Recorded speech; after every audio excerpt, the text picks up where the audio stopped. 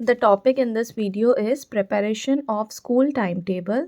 This is an important topic, and as we all know that this has been given in the syllabus of the KVS recruitment, I am going to talk briefly about this topic. In any विद्यालय जहाँ पर एक HM की post होती है वहाँ पर उन्हें वीक में 16 पीरियड्स अलॉट करने होते हैं. For a principal 5 periods have to be allotted. एक वाइस प्रिंसिपल को 22 पीरियड्स अलॉट करने होते हैं. I am talking about KVS. ये तो था इन 3 पर्टिकुलर पोस्ट्स के बारे में कि किसको कितना पीरियड्स अलॉट करना होता है पर वीक.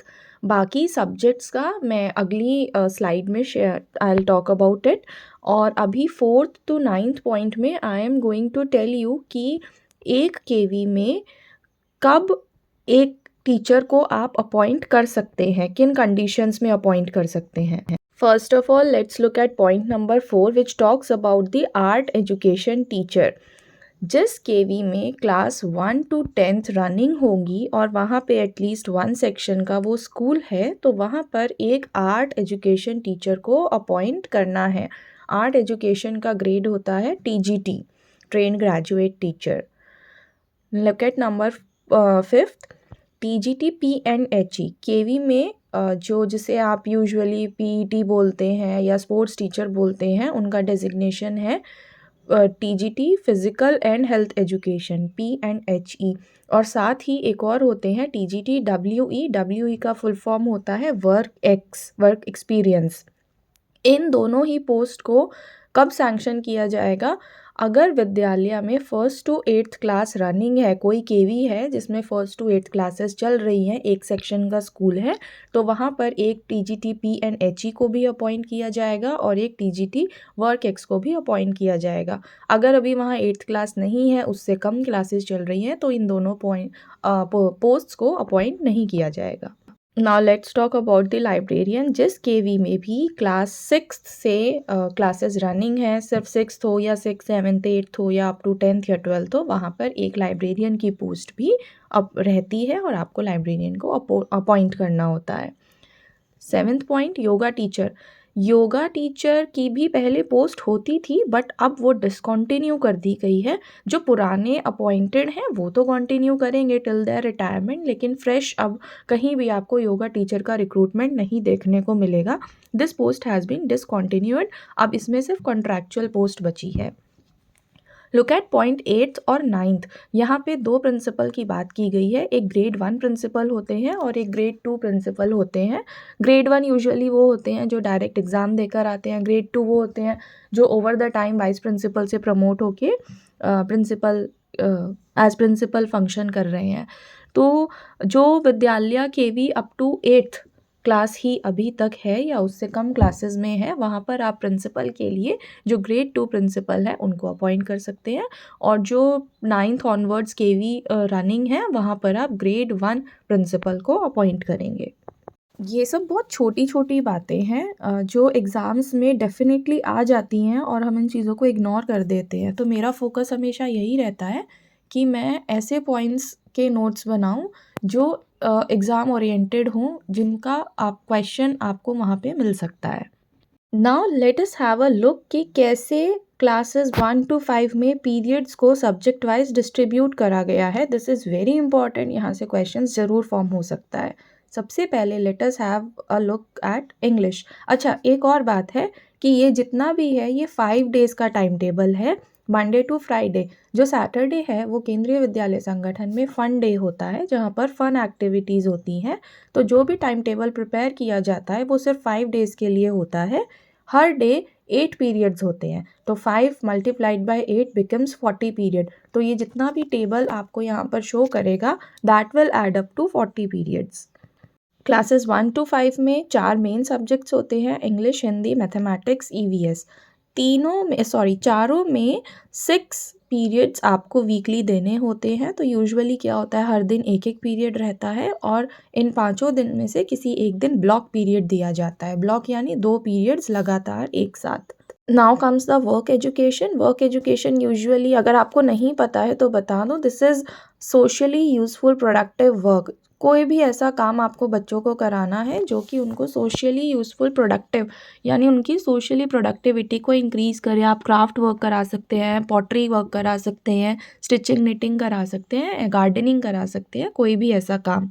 तो ये टाइम टेबल में वीक में हर एक क्लास को 2 पीरियड्स अलॉट किए जाते हैं। Next comes the art education. Art education के वीक में 4 पीरियड्स अलॉट किए जाते हैं। लेकिन यहाँ पे आपको ध्यान ये रखना है कि आर्ट एजुकेशन से मतलब सिर्फ ड्राइंग और पेंटिंग का नहीं है। Art education includes music, drawing, dance activity etcetera. तो यूजुअली होता क्या है, प्राइमरी में 2 पीरियड्स म्यूज़िक के और 2 पीरियड्स आपके आर्ट एजुकेशन यानी ड्राइंग और पेंटिंग के दे दिए जाते हैं। So becomes 2 + 2 4। Next comes the library. Library के बच्चों को वीक में 2 पीरियड्स दिए जाते हैं। फिजिकल एंड हेल्थ एजुकेशन, जिसमें गेम्स और योगा दोनों कंबाइंड है, उसके लिए प्राइमरी क्लासेस को 4 पीरियड्स अलॉट होते हैं। Next is computer literacy, 2 periods allot होते हैं। और CCA यानी को करिकुलर एक्टिविटीज़, इसके भी 2 पीरियड्स अलॉट किए जाते हैं।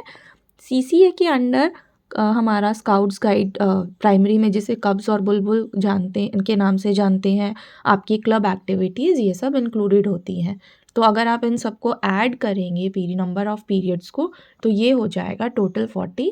तो जो अभी मैंने आपको बताया था 5 × 8 40, ये उस 40 पीरियड्स का पूरा हिसाब है। तो आपके एग्ज़ाम में कहीं भी कोई भी सब्जेक्ट दे के आपसे पूछा जा सकता है कि वीक में टाइम टेबल में कितने पीरियड्स अलॉट होते हैं। Let us now have a look at the distribution of periods for classes 6th to 8th.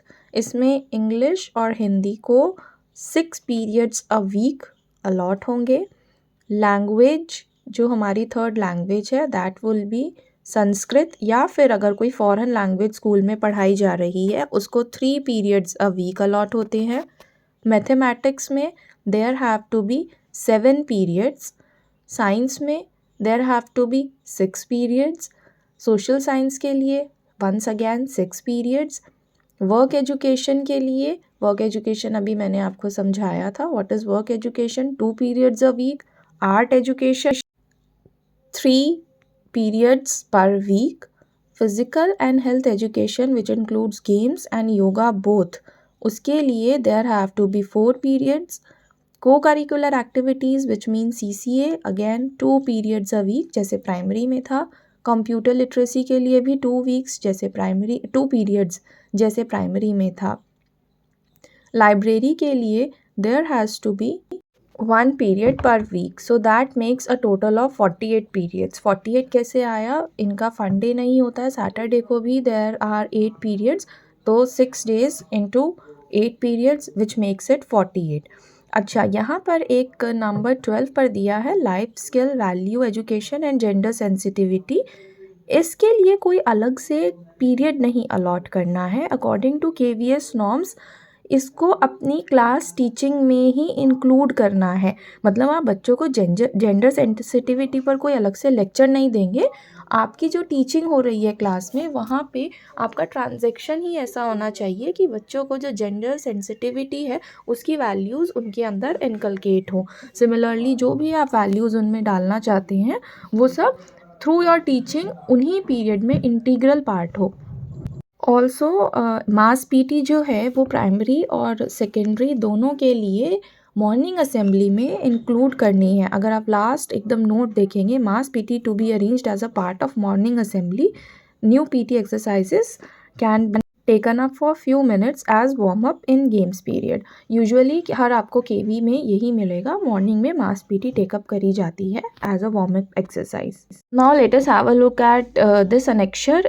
क्या है ना, NCF आने के बाद जो physical and health education, games, yoga, इस पर बहुत सारा स्ट्रेस ले किया गया था। तो उसने एक रिकमेंड किया था कि स्पोर्ट्स और योगा के लिए आप ब्लॉक पीरियड्स बच्चों को अलॉट करने की कोशिश करेंगे। So this is a propose model time table कि अगर आप ब्लॉक पीरियड यानी 2 पीरियड इकट्ठे देना चाहते हैं तो आप बच्चों को किस हिसाब से अलॉट करेंगे। अभी रिसेंटली जो KV में डिपार्टमेंटल एग्ज़ाम्स हुए हैं प्रमोशन के लिए, उसमें इससे रिलेटेड एक क्वेश्चन पूछ लिया गया था इसलिए मुझे ज़रूरी लगा कि मैं आपके साथ ये शेयर कर दूँ। यहाँ पर आपको क्लासेस याद रखनी होंगी, जैसे यहाँ दिया है मंडे को आप फर्स्ट 2 पीरियड 6 को दे सकते हैं, लास्ट 2 पीरियड्स 7th और 8th को। ध्यान रखना कि इसमें फर्स्ट 2 या लास्ट 2 ही ऐसे ही दिए हुए हैं, बीच में नहीं दिया हुआ है। तो इसमें आपको जो है 1 बाय 1 जो क्लासेस हैं वो याद करनी होंगी। और जो नीचे वाला टाइम टेबल है वो शिफ्ट 2 के लिए है, मतलब केवी में यूजुअली जहाँ पे 2 शिफ्ट्स रन कर रही हैं, शिफ्ट 1 और शिफ्ट 2, उनके लिए दिया हुआ है कि शिफ्ट 1 में आप फर्स्ट सेकेंड और 7th 8th पीरियड को यूज़ करेंगे और शिफ्ट 2 में आप 3rd 4th और 7th और 8th पीरियड को यूज़ करेंगे। सो आप इसको देख लेना और क्लास वाइज इसको याद करके मतलब रिमेंबर कर लेना कि कौन सा पीरियड किस क्लासेस के लिए अलॉट किया गया है। I hope I made everything clear. Still you have any doubt, you can just ask me in the comments below.